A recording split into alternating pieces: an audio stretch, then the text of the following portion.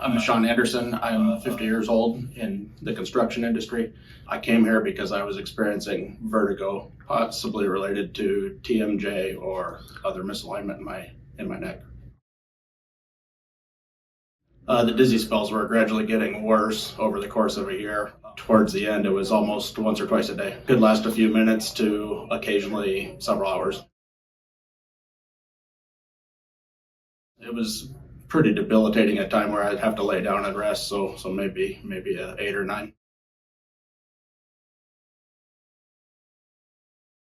My actual last dizzy spell was before the first day of adjustment on that same day, and I have not had a dizzy spell since.